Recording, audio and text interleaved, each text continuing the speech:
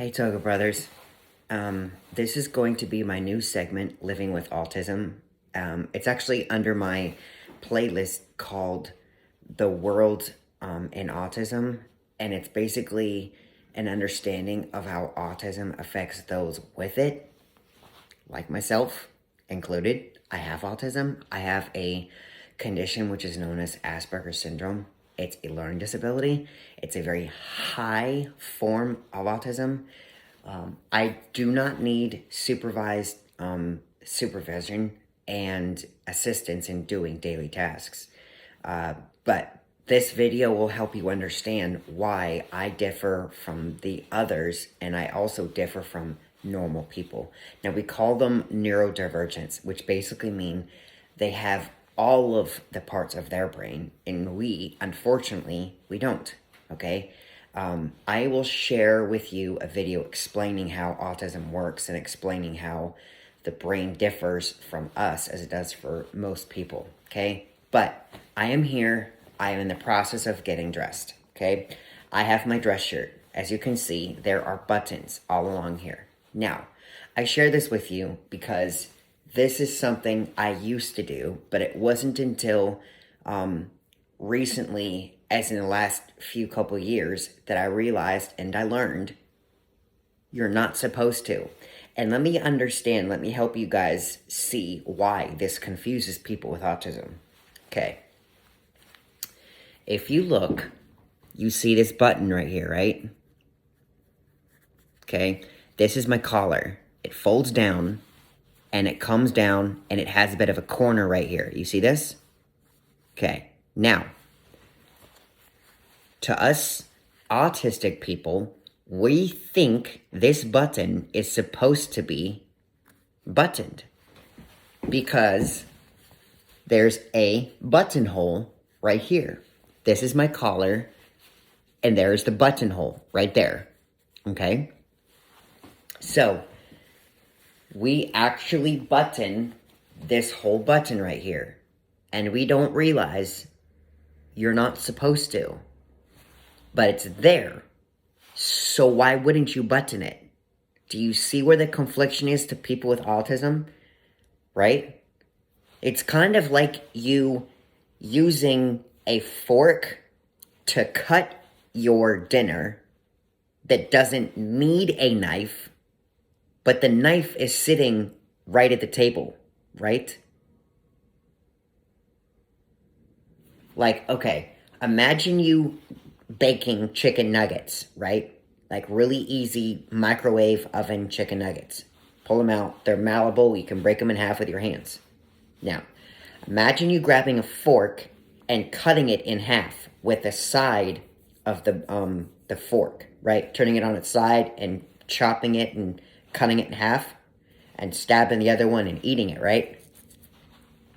It technically works, right?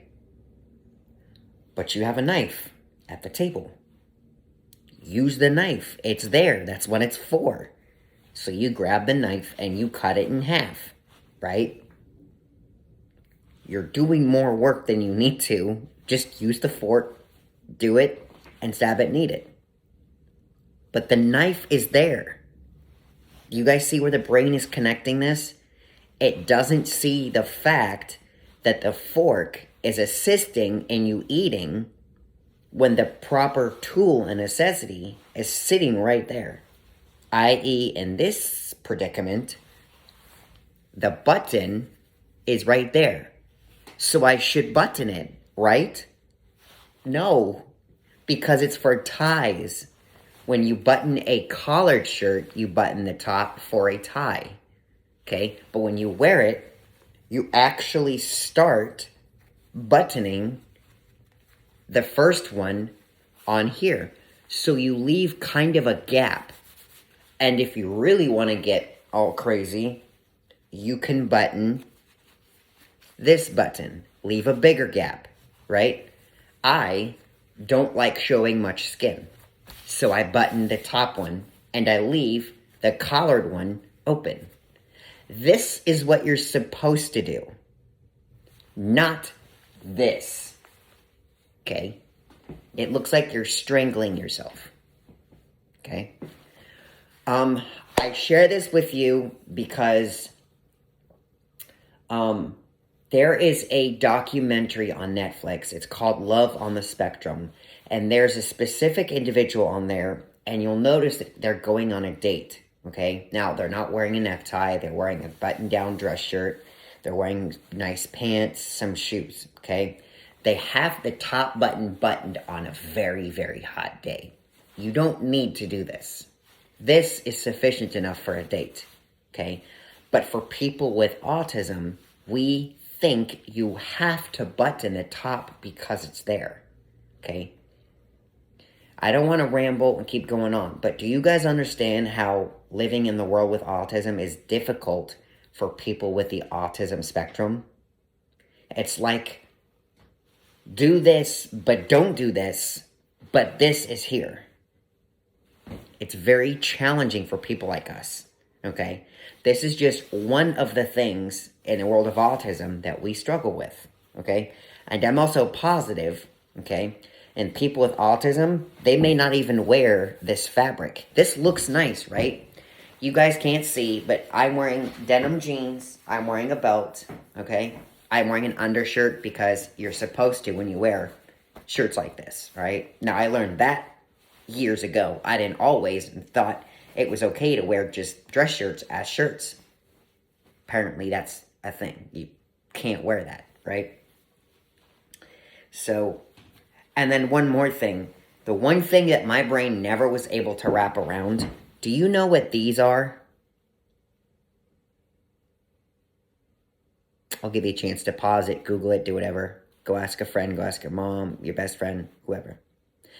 These are extra buttons. In case you lose one of these buttons, you have one that matches the same color and the same fabric. But when I first started learning how to wear dress shirts, okay, I thought these were supposed to be buttoned. And I was like, but wait a minute. Where is the button placement for the hole? It's not there. And I was thinking, well, I'm going to have to go do more work and ask them to make the hole so I can button these two buttons.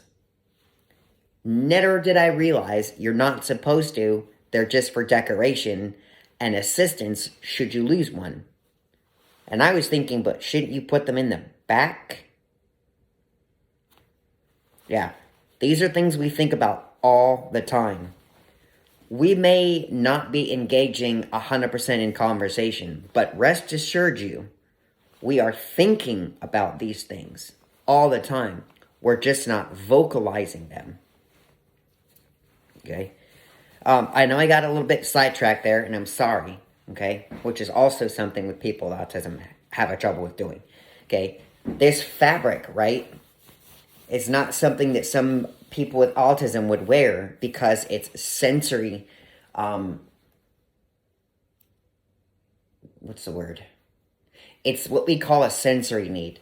It affects our senses from autism, right?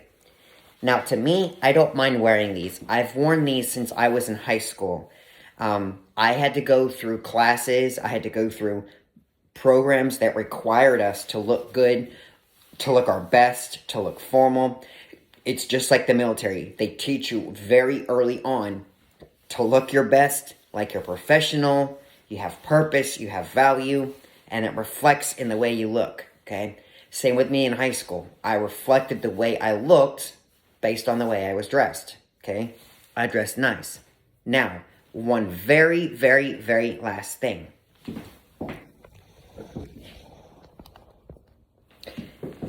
Let us say you're going to a club. Let us say you're going to an event, okay? And you walk around and you see this. Now, we would typically, hey, you know your shirt is untucked, right? Yeah, I know. What do you mean? Your shirt is untucked. You see the flap is out of your shirt. I know. What do you mean? What are you getting at? Okay? To us, we struggle with that. We didn't realize there is a line of clothing and or fabrics. In fact, there's a company called Untuck It, and I'll explain that in a second. Hold on. You're actually supposed to leave it out of your pants. Okay? When you go to a club or when you go out for drinking at night, this is okay. This is fine. Okay? Even though these back in the day were made to be stuck and tucked into your jeans like so, right? And take my belt, put it on the notch. Okay, this is what I was taught. Make sure it looks good, formal, presentable, nice, close, nothing obscene, right? This would be like a wedding presentation. This would be like a homecoming presentation. Be a nice, formal event, right? You tuck it all in. But we don't know and don't realize you can actually wear it untucked, and it's perfectly socially acceptable, right? And that's another word we're going to talk about in another video on socially acceptable and technically acceptable. Because there are things that are technically acceptable but should not be socially accepted, and there are things that are socially accepted that should not be technically acceptable. Okay? So, anyway, guys, I know this was a 10-minute video. I'm sorry, but I just wanted to break down some of the thoughts, some of the things, some of the struggles that people with autism, like myself, have while growing up. Okay? And keep in mind, I don't have somebody with me, beside me, next to me, growing me up as I get older in age. I am on the 30s, late 30s, okay, in age. I'm capable of doing this on my own. Before, I needed somebody to explain this to me because it didn't make sense, okay? But I get it now. So, I'm going to be doing some more videos like this of autism on the spectrum and sharing my points of view of autism as we age. Thank you all for watching. I'm Sean. I'm the Toga Brother. I'm out.